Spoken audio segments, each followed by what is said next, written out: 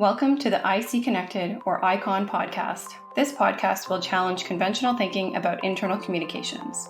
It will force you to think differently, consider bold ideas, and step outside your comfort zone through real, unscripted insights from some of the best internal comms pros and subject matter experts in the world.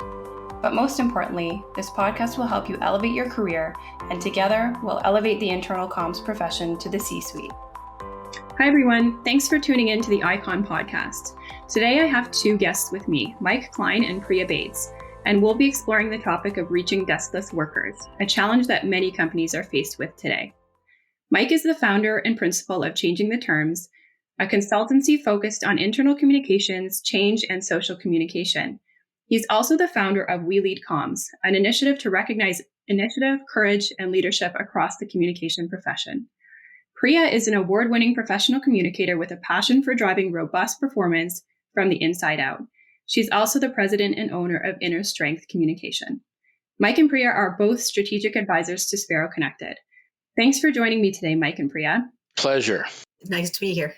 So before we dive into the conversation, I thought we should start by defining what we mean by deskless workers. Who are deskless workers? And is this a new term for frontline employees? I think deskless workers aren't just the frontline employees. They include the frontline employees, and those frontline employees could be nurses, they could be servers in a restaurant, they could be, customer service representatives in a store or retail location. But they also include your sales forces that are mobile. They could include your truck drivers. They could include your warehouse workers and people on the manufacturing floor as well. Well, if you look at all of the industries that employ deskless workers, there's an amazing amount of diversity in this group. It's everything from doctors to, particularly like emergency room type doctors, people who are mostly on their feet working, but also salespeople, route salespeople, people outside of the office. And one of my first roles actually involved a huge deskless workers component when I was working for an airline, where the entire cabin crew was almost completely deskless. At the time, this was around 2000, where they didn't even have email. And at the same time, the organization was talking about being paperless even then. We were able to override them on a newsletter, but that was a huge component of what we were trying to mobilize and what we were trying to work with. And also, you look at government institutions, teachers, prison guards. Most of the time these people are on their feet doing their jobs rather than being seated in front of a desk with information popping at them every few seconds. Yeah, it's a very broad definition, I would say. And, it makes up a huge portion of the workforce. Because these people are on their feet, generally they're obviously not at a desk or a computer all day. I think they probably want different things from the organizations they're working for compared to somebody who is sitting at a computer or a desk all day receiving notifications in real time. Do you guys know what deskless workers really want from the organizations they're working for when it comes to communications? It's information that's relevant to them and the work that they do. It's information that is accessible so that they can get information that they need from an operational perspective when they need it. I think it's information that works around their schedule and prioritizes the customer and prioritizes their work first and allows them to fit it in as well. Is there something else that you'd add to that, Mike? I think the key for me, though, is they're not the same. Sorry, I was saying that. The main thing I would do, I wouldn't add anything to it, but I would subtract a hell of a lot. And what I would subtract is anything that they would consider noise. Even if we necessarily think that it's important, and bearing in mind that many of us work in organizations where you've got lots of people who are doing change programs who have an inform all employees tick box in their KPIs.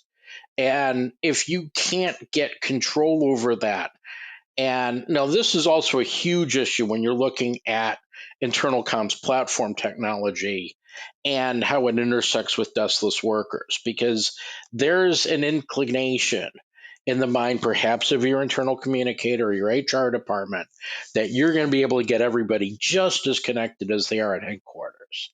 And that's the last thing I would say 90% of your deskless workers want. So you've got, the challenge is, how do you create an interface that's going to be sufficiently useful and meaningful for deskless workers, and at the same time minimize, as Priya says, or more maximize the relevance of what content they get. Definitely. So you've both started to go down the path of, why this is such a struggle for companies. Can you elaborate more on why reaching deskless workers is so challenging? Sure. Partially it's because one of the things that companies resist doing is, to a large extent, looking at how communication actually flows within their organization. They love their org charts, they love their systems, and they don't really have a lot of interest in doing research that might disprove the efficacy of those things. I was just talking today with a company called OrgMapper, which does organizational network analysis in a variety of different types of companies. And one of the things that we discussed was, okay, how do you identify the people who are the main information sources for particularly your deskless workers? Because it's not always the management. And whether there's some kind of dynamic where maybe in a group of 100 flight attendants, you've got 10 who are actually reading everything, and they become the spokespeople for the unofficial spokespeople for the organization. The key thing here is, if you're serious about this, don't cheap out on technology and don't cheap out on research. And I think ultimately when people talk about the challenge of reaching deskless workers, is they don't consider how they're going to reach out to them without having email, right? That's where a lot of whenever I do communication audits, email is still, landing on top in terms of usage from a communication perspective, and open rates, they can track that. But beyond that, they're trying to figure out how to get access to those workers, because at the end of the day, those are the workers who are delivering on your customer promises.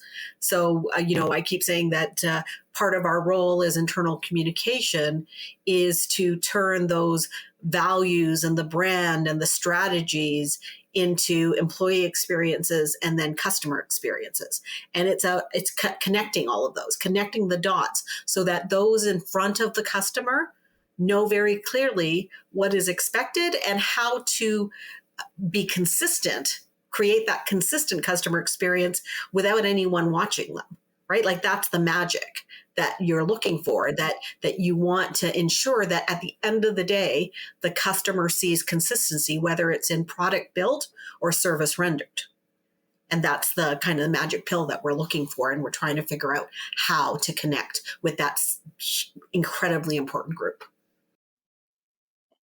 Well, and there's also the issue of personal smartphone usage, which is, one of the 800-pound gorillas in the room here. That, we've reached the point where we now have nearly universal smartphone penetration. Nearly everybody's got a smartphone. Now you've got labor union and labor regulation issues about being able to access personal smartphones with your company information. And that varies immensely by jurisdiction. Canada is different from the US, is different from Europe, is different from, 150 emerging markets out there. And finding solutions that are compliant and consistent can be an extremely tricky task. But the other side of it is that, do you really need to be able to connect every employee to the company intranet through their smartphone? Or is there a way to identify, again, you get back to social network analysis. Can you focus this on the 10% of people who have an appetite for company information and make sure that, you can support them in making sure whatever they deliver to their colleagues is accurate? Yeah. Is that a strategy that would work well for unionized workers? Depends on the country. I mean, in Germany, for instance, you have not just unions, but you have these things called works councils, which actually have the ability to put a brake on, or even in some cases override company decisions. And they could block access, or they could rule that an effort for the company to gain access to personal communication channels may be an overreach. Then in the US, where you may have union membership in some states, but you might also have right to work legislation. Which is basically bypassing the need for mandatory unions. There may be much more latitude to reach your workers, whether they're unionized or not, through personal channels. Now, there's other issues with that, which is, employees don't appreciate being spammed, particularly when they're trying to do things other than work. So there's a push model and a pull model that need to be reconciled. And from a union, having worked with employers who employ quite a few unions, when I led internal communications at Canada's largest private sector employer, it was 150 different collective bargaining agreements across the country, and workers, union workers who were in grocery stores and shipping, receiving, truck driving. There was a really vast union network, so that presented unique challenges, and then as led internal communications, or led communications, marketing and communications for Ontario Nurses Association, which is the largest nursing union in Canada. And so seeing it from both sides was really fascinating. That from a union perspective, the unions are looking at how they engage their workers, and they are connecting them with apps and technology. Like, they are leading the way because they know how important your employers or your employees are their customers. They're paying customers. So the value they provide on that experience and that connection is extremely high. It's really a priority for them. Whereas I think that when we get into organizations, we start with desk workers, we start with leaders, we start with desk workers. When I worked for that grocery employer, the desk workers were 10,000 in a 200,000 people organization.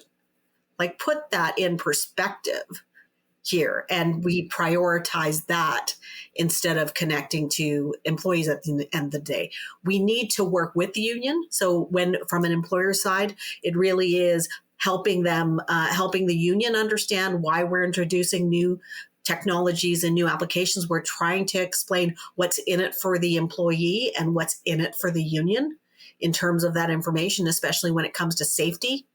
That seems to be a really good, foot in the door, that we're going to be able to provide safety information just in time to those workers. So it's really thinking through the case and being collaborative with the union as you're introducing new processes, new technologies. It's just part of the process, because the minute it is seen as combative or putting one ahead of that, one higher than the other from a relationship perspective, that's where you may have challenges.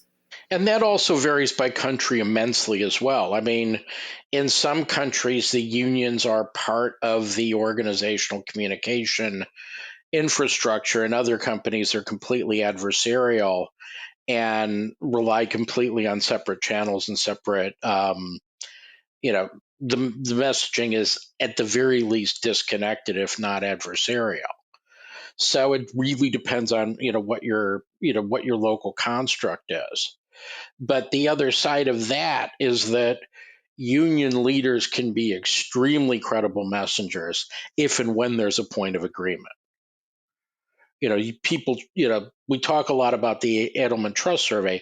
Interestingly, the Edelman Trust Survey doesn't even touch labor unions, which is probably a major flaw in its construction. My suspicion is that union members probably have a lot more trust in their unions than they have in probably anybody else in the workplace, and non-members probably have less trust in the unions than anyone else in the workplace. It sounds like you have shared a few good best practices.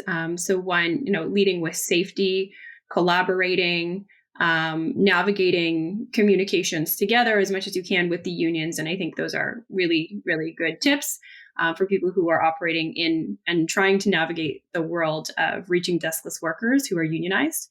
So thanks for sharing those insights. I want to jump to the idea of business impact. Mike and Priya, I think we've both spoken about business impact on previous webinars, and I know that this is an area that you can both speak to. How does a failure to communicate effectively with deskless workers impact the business? Well, ultimately, those deskless workers are usually delivering or creating or manufacturing the end product and or service. And not creating the consistency, whether it's in the product delivery or the service delivery, is where things break down from a branding and customer perspective, right? And that's when there's magic to certain organizations where what your expectations are anywhere in the world or any place you land in their organization or deal with that organization, if those expectations are met on a consistent basis, that's when you start building the loyalty. And so if what you're doing is leaving that to chance, if you're going to just say they joined this organization, they'll automatically know what to do, what to say, what to think, understand how to respond, and have the conversations with their friends and family about our organization, our products, and our services. That's not a sure bet. You're leaving it up to chance. And what you end up with is a dog's breakfast, right? You end up with things being dispersed and inconsistent. And that's when you get those inconsistencies, then the brand is at risk. I think the biggest variable here is the amount of discretion that an employee has in the execution of their tasks and their job. So, and even then, alignment and consistency are still major issues, because the extent to which an employee has latitude to make decisions, if they do not know how the company wants those decisions prioritized, they will make it up for themselves, or they will ask the influencer who they rely on for guidance about this stuff what the best way to proceed is. And that may not necessarily be what the organization wants. Particularly if people want to cut corners, if they want to, perhaps take a little bit less time at their stations, what have you, the lack of consistency around those policies or around those experiences could create, certainly suboptimal consequences for the organization. But it's different for somebody working in an assembly line and somebody who's a route salesperson for a pharmaceutical company who's talking with doctors 6 or 7 times a day. And if you don't have consistency in those roles where people are effectively your frontline communicators and not just your frontline execution people, then you have serious breakdown for, not only transactionally, but also for your brand and for your image in the marketplace. And too few organizations really see their deskless frontline employees as their most ubiquitous communication channel. The other thing, Mike, you mentioned the Edelman Trust Barometer that came out recently.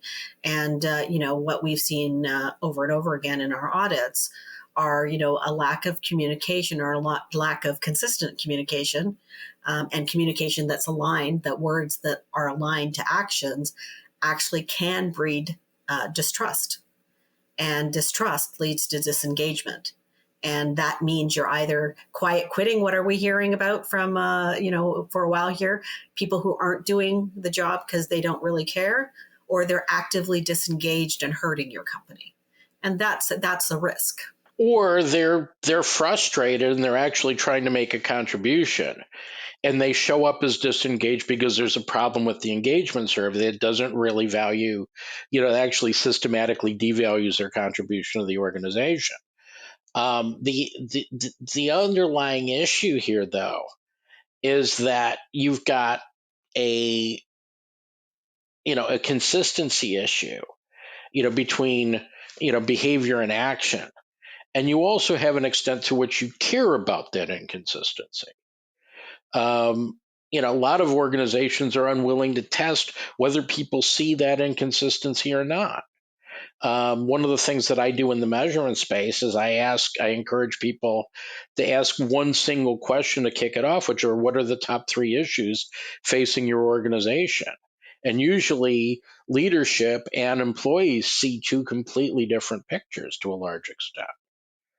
And that's totally indicative of the say-do gap that Priya talks about. Sounds like the inconsistency is one of the biggest issues here, and that can result in some major issues for the business and can definitely impact the brand, the revenue, the engagement of the employees, and so on and so on. So we know that reaching deskless workers is extremely important. I'm wondering if you guys have seen any strategies that have worked really, really well, or the opposite, strategies that have failed miserably. I was mentioning, work that I've done for the union, both inside a union and also as I have unions as clients as well. And when they're using mobile technologies, the fact that they're including things like their collective agreements in that information, that's something that's relevant to those union workers. They want to have access because they want to know what's happening. And they want to be able to have a dialogue and conversation with the union on things that are important to them. And they can search information as they need it on the ground. So they're willing to use their mobile technology, their personal mobile technology, to access information and receive information from the organization. When I worked for that grocery retailer that I talked about, and I've worked for other ones across the country as well, really being able to find people where they are. So using other digital screens and really leveraging frontline supervisors at the beginning and ends of shifts to be able to quickly, in 5 to 15 minutes, explain what is relevant and what is important. So it's not, I think we tend to write the novels sometimes as leaders and as communication leaders versus really thinking about the bite-sized pieces of information that will build over time to create a consistent narrative and story. I think one of the things that is over-relied upon by particularly internal comms folks and the people who employ them is a belief that if you just push all the communication through the line manager, everything will be okay. And bearing in mind that line managers have a couple of factors that you really need to think about before pursuing a strategy that tries to force everything through that one portal. One is that line managers have a hell of a lot else to do, particularly if they're in deskless worker jobs themselves, and they have to do the job and supervise other people doing the job. That's one thing. So, them talking about the beta digital transformation program because somebody's got a KPI over there that says all employees need to be informed, that's not necessarily going to show up as priority. And if you're going to pressurize these people, then you're actually creating some resistance in the organization that you don't need. I mean, one of the great opportunities that you have with the introduction of this technology is you can take stuff off the manager's plate so that the managers can focus on the things that employees really want to hear about from managers, which is, how is my job going to change from day to day, and will I still have the job next week? That's the main thing on the agenda for a lot of deskless workers out there. What tends to work, what I've seen work, is the extent to which people can be seen as visible consumers and distributors of internal information. It was easy back in the day of paper newsletters where you could see who was reading the newsletter. So you didn't have to read it yourself. You could go to this person if a question came up. That was one of the ways we were successful in the airline case. Now that's a bit dated to do that, but it's like, okay, how can you encourage people who do read this stuff to make themselves more visible as secondary resources to management? I don't think anybody's cracked it, but I think that's a question that companies should look at. Um, I think another thing that doesn't work is just simply trying to see technology as a means of connecting everybody to the main pipe. Because some people might not see it as a water pipe, they might see it as a sewage pipe. Interesting. So with all of this, it sounds like reaching deskless workers can feel really daunting for internal communications professionals. Do you have any resources that you could recommend to people who want to figure out this complex puzzle? Resources, that's a good question. I mean, we talked about the technologies, but the technologies are only as good as the communication professionals who are using them, and the leaders who are using them to disseminate information. So whenever we go into organizations, we start with the research, and you can do that research yourself if you know how. But you could also bring in companies like us to come in and do those audits, because we're able to talk to your people, right? So there's the technology that does make it easier to connect and have access to those workers, but having conversations to ask them what they need and what they want. None of them are saying it doesn't matter if I'm talking to a manufacturing floor, nurses out in the field, as part of a union environment. It doesn't matter who I'm talking to. They're not saying stop talking to us. What they're saying is give us the information we need in a timely manner, and also have some balance. So managers, we can't be over reliant on managers and supervisors, but we also can't not include them in the process, right? Because I've heard boast. I work for technology companies where they decided, hey, it's easier just to go straight to the worker. Let's forget the managers. It's going to make everybody's job easier. And what the managers found themselves is they didn't have the answers to questions. They weren't able to have an honest conversation because they were finding things out at the exact same time as their employees, and they were shrugging their shoulders, and that put their credibility at risk. So it's really about understanding your system, because every system's different. We do learn from audit to audit what works for organizations, but each organization is different. Each set of leaders and how they communicate successfully is different. So really coming in and understanding your organization's leaders and how to connect those dots is a great place. It's the planning, and then how you actually use the technology to disseminate the right information to the right people at the right time that is actually read and relevant is the magic, right? So there is work, there's strategy and thinking and planning that needs to take place in order for you to use all that technology successfully. And maybe also decide, if you don't have technology, what's the best technology for you? I would take a slightly different tack in terms of what to do first to break things down. I mean, I think even before you do research, you've got, if you're a communications person or even an HR person in a organization which has a significant, whether it's a majority, whether it's just a critical 10% or what have you, of so-called deskless workers. First of all, you need to break down who your deskless workers are. So if you're a hospital, your doctors and nurses are going to have very different information needs from your orderlies or people working in your on-site childcare facility. So just simply treating employees as a monolith or treating deskless workers as a monolith is exactly the opposite approach from which you can take. Second is for us to do that, particularly those of us who think strategically about internal comms, we need to change the strategic frame we use. We need to stop thinking about the old-fashioned think, feel, do model, and we've got to focus on what I call do, know, feel, say. And you start with what people are supposed to do. So, what are the actions that we need people to take in order to deliver a consistent experience, in order to meet business priorities, in order to deliver roles in a safe and consistent manner? And then from that basis of what people are supposed to do, then you figure out what they need to know. You figure out how you want them to feel. Does everybody need to sing the company fight song every 5 minutes? Or do people just simply not need to resist stuff that's going on in the organization?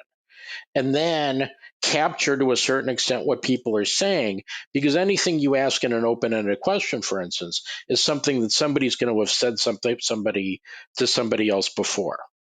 So you look at it from a do no feel say perspective, and then you segment. And then, do you need to give 40,000 people an account on your intranet?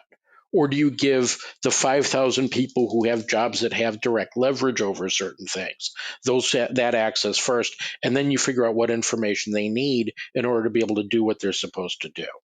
And at the end of the day, remember that internal communication does not sit in a vacuum, right? Employees are hearing information from a lot of different sources, and there's opportunity to embed a lot of communication into operations. So working collaboratively with tech or marketing or human resources or operations is such an incredible opportunity for creating that consistency and connection in the places employees already are, and then supplementing where they already are with additional information that provides more context from a timely perspective. Absolutely. That makes a lot of sense. So to conclude the conversation, I just wanted to ask you both if you have any final advice for companies that are looking to reach deskless workers. I'd probably, as Mike said, understand who your organization is, understand who those deskless workers are, and do your analysis on them. Talk to them. Ultimately, that's the work that I love, is when I'm talking to employees, especially those employees in the field. People know what they need and what they want, and the majority of them want to do their work successfully. Right? They want to feel that they've got purpose. They want to build pride. They're not trying to sabotage you, right? That nobody does that on purpose. I'm an optimist from that perspective. We've got most people in the world who want to deliver and work with purpose every day. We spend more time at work than we do with our families sometimes.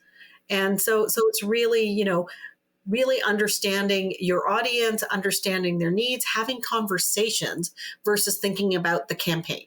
So I always say this is more about the conversation we're having with our employees and with one another versus creating these one point in time campaigns that you put a lot of money and effort into, but then go away. We launch and we leave.